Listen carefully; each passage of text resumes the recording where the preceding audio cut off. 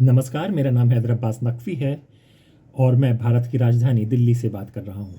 मैं आपके पास एक ख़बर लेकर आया हूँ और ये ख़बर आपसे ताल्लुक़ रखती है, आपसे जुड़ी हुई है, क्योंकि ये ख़बर चुनाव से है और चुनाव महाराष्ट्र के चुनाव पर हम लोग बात करेंगे, क्योंकि हमें पता है कि आने वाले कुछ वक्त में महाराष्ट्र और झारखंड में चुनाव होने वाले हैं।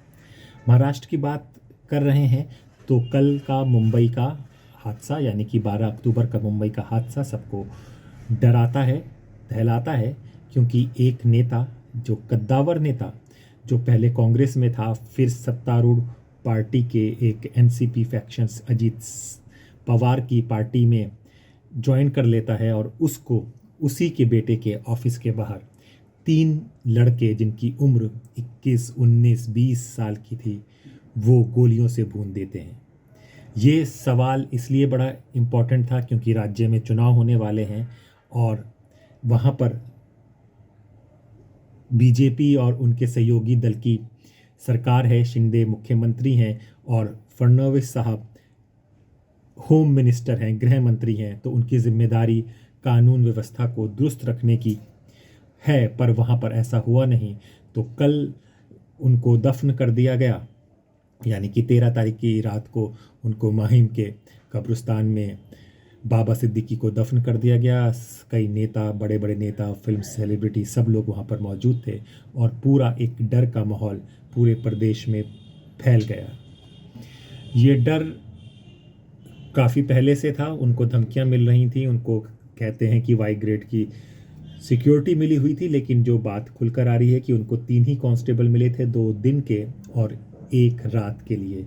और जब वो अपने ऑफिस से थोड़े बाहर जाते हैं, उस वक्त पटाखे फोड़े जा रहे होते हैं। उन्हीं पटाखों का फ़ायदा उठाकर ये 3 लड़के, जो यूपी, उत्तर प्रदेश और पंजाब और हरियाणा से ताल्लुक़ रखते हैं, ये लोग आते हैं और उनको 9.9 mm की रिवॉल्वर से गोलियां मारते हैं, जो उनके सीने और पेट में लगती हैं।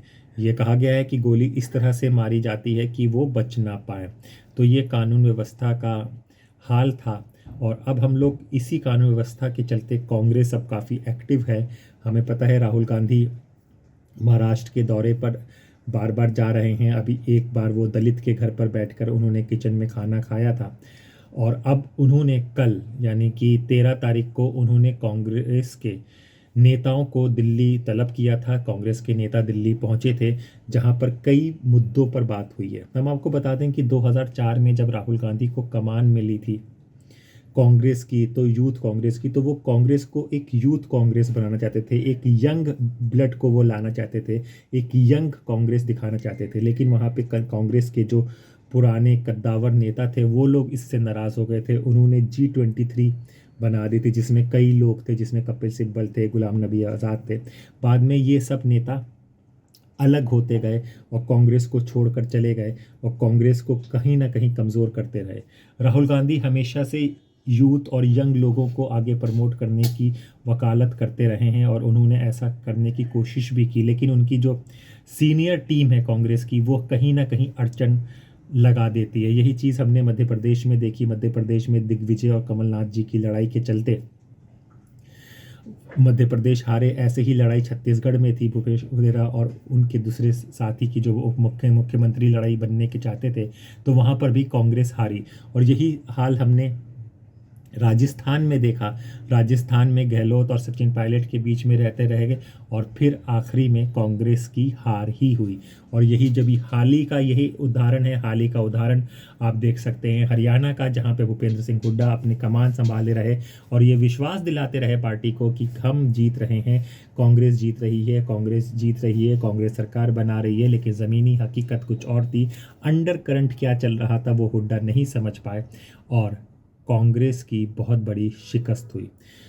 मतलब कि 2004 से 2024 आ गया, 20 साल राहुल गांधी को अगर उनके हिसाब से मिलते तो आज कांग्रेस सारे प्रदेशों में, नहीं तो कम से कम ज़्यादातर प्रदेशों में राज कर रही होती है।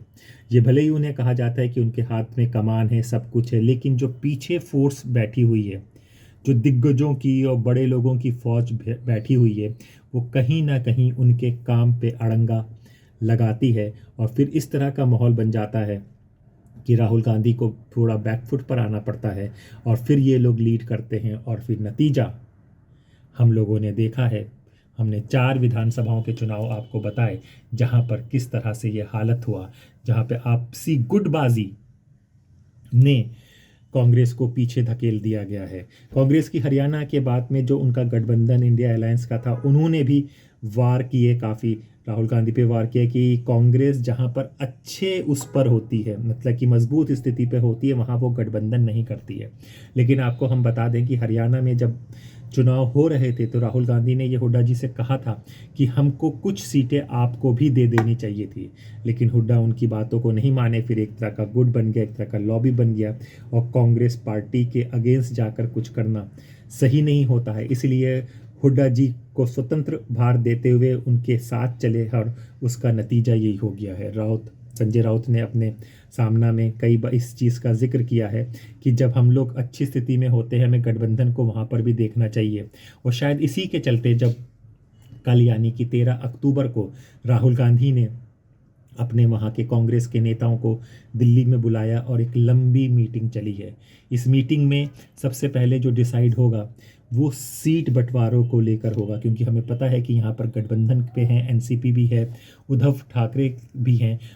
किसको कितनी सीटें मिलेंगी और कौन सी सीट में कांग्रेस अच्छा प्रदर्शन कर सकती है, कौन सी सीट कांग्रेस की जीत सकती है, इन सब पर चर्चा होगी। इन सब पर बात हुई है कि कौन सी सीट पर हमें लेना चाहिए, कौन सी सीट छोड़नी चाहिए, कौन सी सीट पे हम लोग अच्छा कर सकते हैं और कौन सी सीट हमें किसी और को यानी कि दूसरे अपने अलायंस को देनी चाहिए।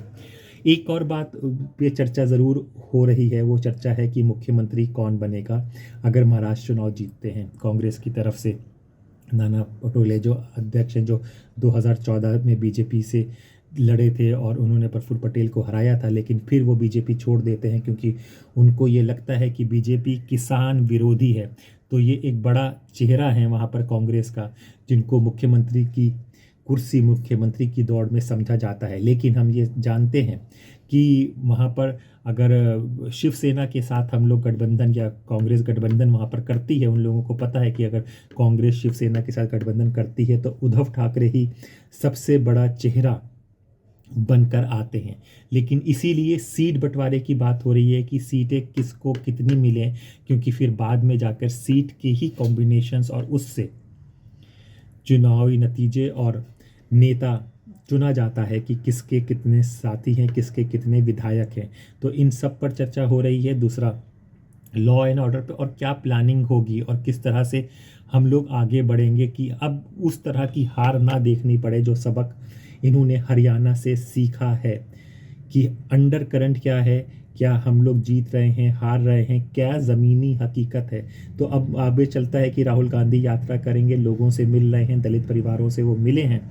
दलित परिवार से मिलने का एक असर ये हुआ कि वहाँ पे दलित एक बहुत बड़ा वोट बैंक है और दूसरा माइनॉरिटी मुस्लिम है। जब दलित परिवार से ये मिले तो उधर शिवसेना शिंदे ने मदरसा के टीचरों की तनख्वाह को बढ़ा दिया गया है, जिसको 8,000 से लेके 18,000, जिनकी 6,000 से लेके 16,000 कर दी गई है। तो एक राजनीति गर्म हो चुकी है।